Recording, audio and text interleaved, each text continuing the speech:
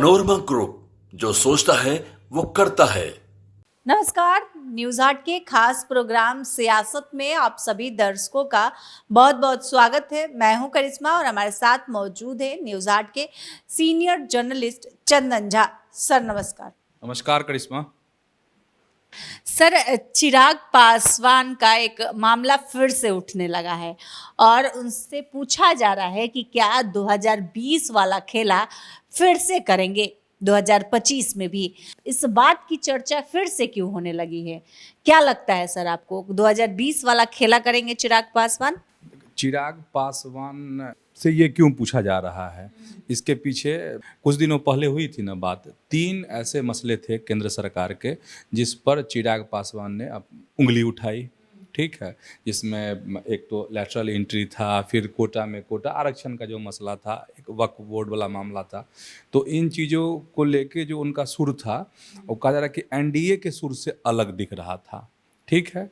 इसके बाद खास करके बिहार की राजनीति में एक चर्चा शुरू हो गई कि जो चिराग पासवान की पार्टी है वो टूट जाएगी, मतलब उनके सांसद जो हैं हो सकता है कि पाला नहीं बदल लें, इस तरह की चर्चा शुरू हो गई थी।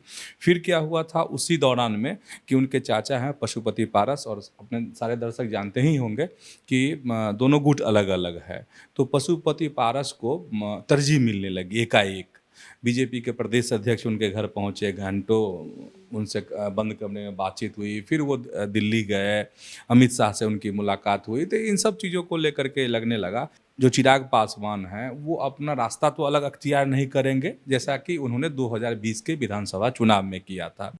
तो इसी को लेके एक चैनल ने उनसे इंटरव्यू किया, उसमें चिराग पासवान से सवाल किया इन सब चीज़ों को लेकर। और ख़ास बात यह भी है करिश्मा कि जब ये चीज़ हुआ, मतलब उनके चाचा को तरजीह मिलने लगी, तो एक गौर करने लायक बात है कि चिराग पासवान की गतिविधि थोड़ी धीमी हो गई।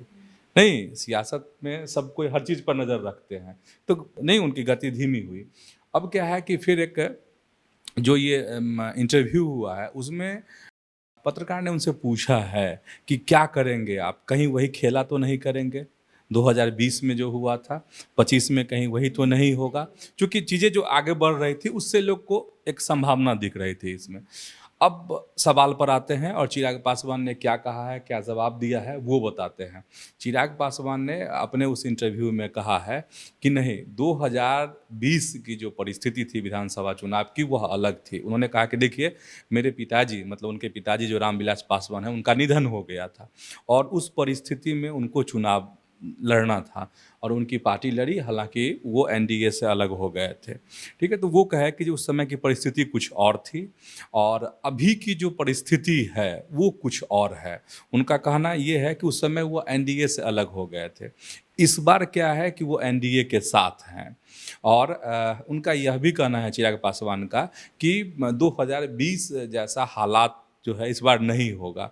मतलब यह कह रहे हैं, उनका ये दावा है कि वह जो हैं और मतलब एनडीए जो है पूरी एकजुटता के साथ चुनाव लड़ेगा और परिणाम जो हैं बहुत अच्छे आएंगे, नतीजे जो हैं बहुत अच्छे आएंगे। उस इंटरव्यू में चिराग पासवान यह बात कह रहे हैं। और यह भी है, उसी इंटरव्यू में उन्होंने नरेंद्र मोदी को लेकर के भी बातें कही है और नरेंद्र मोदी को लेकर कहा है कि देखिए, बड़ी स्पष्टता है नरेंद्र मोदी का विजन जो है। खास करके वो कह रहे हैं 2047 में जो है कि विकसित भारत बनाने का जो सपना है नरेंद्र मोदी का, उसको लेके कह रहे हैं कि मोदी जो हैं उनका एकदम विजन क्लियर है और मोदी के प्रति उनकी अपने एक अलग श्रद्धा है। उन्होंने यह भी कहा है कि जब 2020 में एनडीए में नहीं थे तब भी अटूट श्रद्धा थी नरेंद्र मोदी को लेकर उनके मन में और आज भी उनके मन में है और यह जीवन भर बना रहेगा। तो इस तरीके से उन्होंने जवाब दिया है। क्योंकि बहुत सारे सवाल आम लोगों के मन में भी और मीडिया के जो पत्रकार बंधु हैं उनके मन में भी बहुत सारे सवाल आ रहे थे चिराग पासवान को लेकर। एक सवाल और महत्वपूर्ण है इसी इंटरव्यू का, जिसको बताना चाहिए अपने दर्शकों को, जिसमें चिराग पासवान से पूछा गया कि ठीक है, आप साथ में रहेंगे, मतलब कोई बड़ा खेला नहीं करेंगे आप, जैसा खेला आपने 2020 में किया था वैसा 2025 में अगर नहीं होता है तो आप कितनी सीटों पे चुनाव लड़ेंगे। तो उन्होंने कहा है कि देखिए, अभी चूंकि हम एनडीए में हैं और अभी अगर कोई आंकड़े की बात कर देते हैं, कोई संख्या की बात कर देते हैं तो वो मर्यादा का उल्लंघन होगा, चूंकि हम एक गठबंधन में हैं। एनडीए में हैं। पहले हमारे गठबंधन में इस पर जो है गंभीरतापूर्वक चर्चा होगी, इसके बाद कौन के हाँ ये तब खुलासा होगा। तो इस तरीके से इस इंटरव्यू को हम लोग इस कार्यक्रम में और चिराग पासवान की बातों को शामिल इसलिए किए हैं, दर्शकों को जो हम बताना चाह रहे हैं करिश्मा, कि ऐसा लग रहा है कि चिराग पासवान जो है संयमित हो गए हैं। राजनीति की जो रफ्तीली राह है वो लगता है कि वो भांप गए हैं कि अगर हम इसी तरीके से केंद्र पर अगर वार करते रहेंगे, केंद्र के फैसलों पर अगर उंगली उठाते रहेंगे, तो हो सकता है कि उनको दिक्कतों का सामना करना पड़ जाए और एनडीए का साथ भी कहीं छूट नहीं जाए। क्योंकि हम शुरुआत में भी हमने बता ही दी यह बात कि उनके चाचा को तरजीह मिलने लगी थी। तो एक संयम वाली बातें जो है दिख रही हैं चिराग पासवान में। और अभी यह भी हम बताए हैं कि जब ये सब प्रकरण हुआ है तो चिराग पासवान जो है धीमे पड़ गए।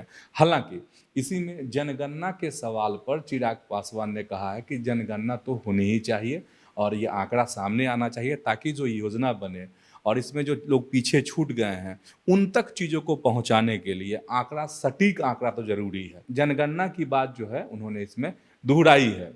सर, जातिगत जनगणना की बात अमित शाह भी कह रहे हैं कि जल्द ही जातिगत जनगणना कराई जाएगी, इस पर आप क्या कहेंगे? हाँ, ये एक खबर आई थी रविवार को, संडे को, आज मंगलवार है करिश्मा।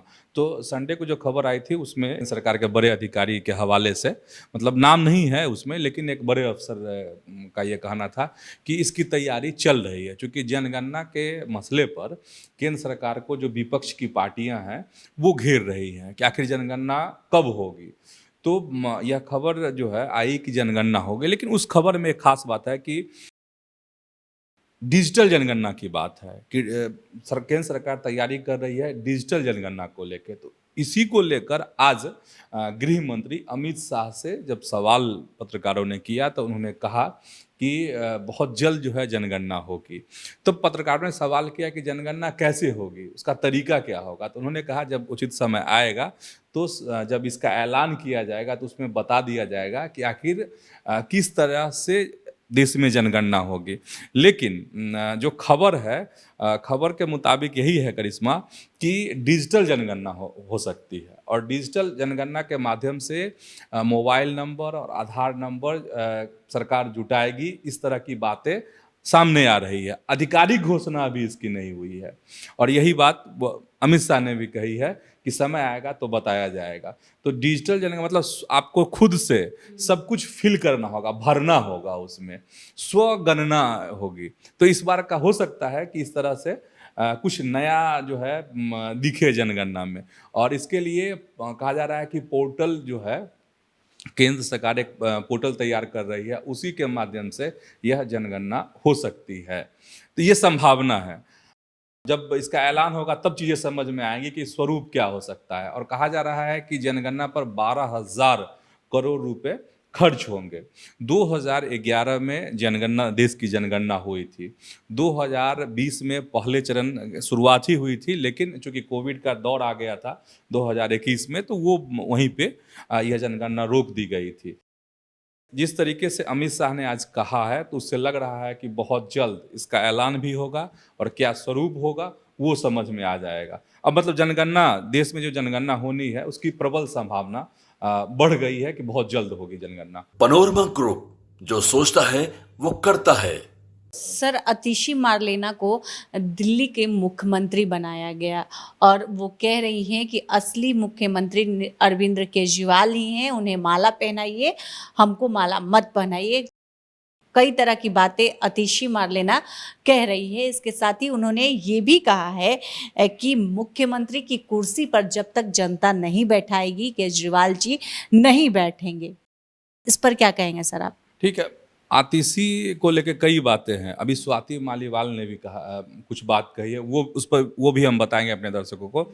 लेकिन सबसे बड़ी बात यही है कि दिल्ली की राजनीति की कह सकते हैं बड़ी खबर, कई दिनों से लोगों को इंतजार था कि आखिर वहाँ का सीएम कौन होगा। तब ये पर्दा हट गया है। आतिशी मार्लेना जो है दिल्ली की सीएम बन रही हैं, विधायक दल की नेता चुनी गई हैं। इसमें दो फैक्टर है। फैक्टर ये है कि एलजी क्या करते हैं, एक ये राष्ट्रपति क्या करती हैं, ये जो राजनीति को समझते हैं वो बता रहे हैं कि अभी वहाँ से ग्रीन सिग्नल नहीं आया है।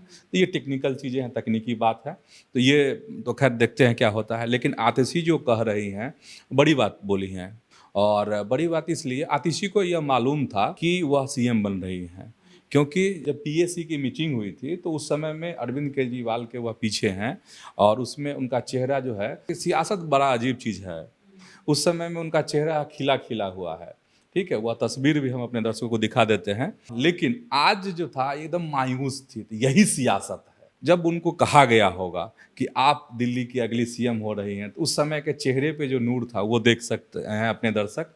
लेकिन आज जब सब कुछ सामने आ गई है तो वो एकदम मायूस है ना, एकदम ये दिख रही हैं अनजान, और कह रही हैं कि अब जो है सीएम तो हम हैं, लेकिन हर चीज़ मतलब मार्गदर्शन जो है अरविंद केजरीवाल का होगा, और तब तक हम चैन से नहीं बैठेंगे जब तक कि जनता उनको फिर से केजरीवाल को सीएम पद पर बैठा नहीं देती है। तो यही सियासत है, यही सियासत का रंग है, ठीक है। तो ये देखने वाली, ये तस्वीर देखने वाली है आज की तस्वीर, और जो पीएसी की मीटिंग हुई आम आदमी पार्टी की वो तस्वीर देखने वाली है। अब एक खास बात इसमें और बताते हैं कि उन्होंने जैसे कहा कि फ्री बिजली, दवाएं, शिक्षा, इन सब चीज़ों पे जोर दिया है। बोली हैं कि जो चीज़ें चल रही थी वो सारी चीज़ें यहाँ की जनता को वो सारी सुविधाएं मिलती रहेंगी। तो मतलब जो केजरीवाल की जो योजनाएं हैं उसको लेके वह कह रही हैं कि वो सारी चीज़ें वैसे ही चलती रहेंगी। और खास एक बात ये हम बताना चाहते हैं अपने दर्शकों को करिश्मा, जिसमें वह कह रही हैं, कौन, स्वाति मालीवाल। और स्वाति मालीवाल तो सभी जानते ही हैं, राज्यसभा सांसद हैं, और स्वाति मालीवाल के साथ क्या हाल हुआ था सीएम हाउस में ही, अब उस पर जाने की अभी ज़रूरत नहीं है। लेकिन ये बड़ा आरोप लगाई हैं, और स्वाति मालीवाल ने आतिशी को लेकर कहा है कि उनके माता पिता पर सवाल उठाया है। और स्वाति मालीवाल जो है अपने सोशल मीडिया पोस्ट में लिखी हुई हैं, और कुछ वीडियो भी डाली हैं। उसमें वो लिख रही हैं कि आतंकवादी अफजल गुरु को फांसी से बचाने के लिए इनके माता पिता ने लड़ाई लड़ी थी। तो एक बड़ा आरोप जो है वो लगाई है, और मतलब दिल्ली की जनता को सावधान करना चाहती है कि देखिए दिल्ली की जो मुख्यमंत्री हैं वह कौन बनने जा रही हैं, जिनके माता पिता ने आतंकवादी को जो है बचाने के लिए किस तरीके से लड़ाई लड़ी थी। इस पे क्या हुआ है कि आम आदमी पार्टी की तरफ से स्वाति मालीवाल को घेरा गया है, मतलब, और इनको कहा गया है, मतलब मांग की गई है कि स्वाति मालीवाल जो है इस्तीफा दे दे राज्यसभा से, ठीक है। तो खैर उसके अंदर की लड़ाई है, लेकिन सबसे बड़ी बात यही है कि आतिशी पर विश्वास किया है केजरीवाल ने नहीं। अब देखने वाली बात ये है कि फिर से, चूँकि विधानसभा का चुनाव भी होना है अगले साल फरवरी में दिल्ली का, तो क्या होता है, दिल्ली की जनता जो है केजरीवाल की सियासत को, इस पैतरेबाजी को कैसे लेती है, क्या फैसला देती है, थोड़ा इंतजार करना पड़ेगा करिश्मा इसके लिए।